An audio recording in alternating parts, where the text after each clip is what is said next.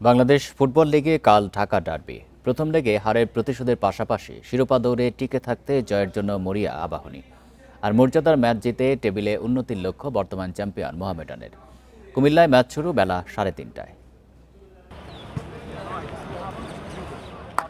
আন্তর্জাতিক বিরতি শেষে মাঠে ফিরছে বাংলাদেশ ফুটবল লীগ। প্রথম দিনই বড় ম্যাচ ঢাকা ডার্বির উত্তাপ কুমিল্লায়। ফিরতি লেগে মুখোমুখি হচ্ছে আবাহনী মোহামেডান।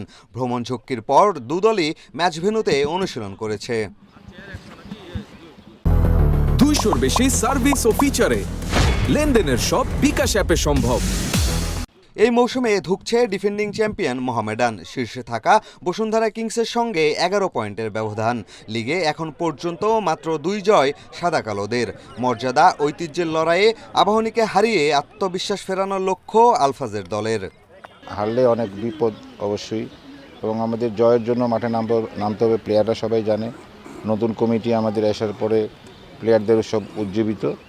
এখন কালকে খেলা ইনশাল্লাহ আমরা জয়ের জন্য নামবো মাঠে। হ্যাঁ, আমাদের কোনো চেঞ্জ নাই। গুরুত্বপূর্ণ অবশ্যই 100% সবারই যে এফোর্ট দেওয়া লাগবে, এটাই। যেহেতু আপনাদের চিরপন্থী দল আবাহনী মোহামেডান এর যুগ যুগ ধরে আসতেছে, এটা আমরাও শুনে আসছি, তো সেই ক্ষেত্রে আমাদের 100% এফোর্ট থাকবে। দেশি বিদেশি ফুটবলারদের নিয়ে দল গড়েও আবাহনী নেই চেনা ছন্দে। শিরোপা দৌড়ে টিকে থাকলেও পথ মসৃণ না আকাশী নীলদের। 11 ম্যাচে 19 পয়েন্ট নিয়ে টেবিলের 3-এ তারা। শীর্ষে থাকা বসুন্ধরার চেয়ে 5 পয়েন্ট পিছিয়ে। চিরপ্রতিদ্বন্দ্বী মোহামেডানকে হারিয়ে সম্ভাবনা টিকিয়ে রাখার পাশাপাশি ম্যাচটা আবাহনীর জন্য প্রতিশোধেরও। প্রথম লেগের রোমাঞ্চকর লড়াইয়ে সাদা কালোদের কাছে হেরেছিল 3-2 গোলে।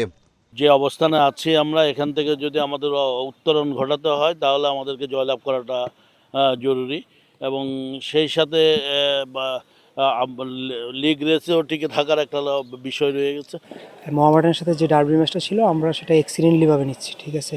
আগের ম্যাচে আমাদের কিছু সিলি মিস্টেক ছিল, যেটা আমরা মাঝখানে অনেক দিন সময় পাইছি, সেটা রিকভারি করতে পারছি।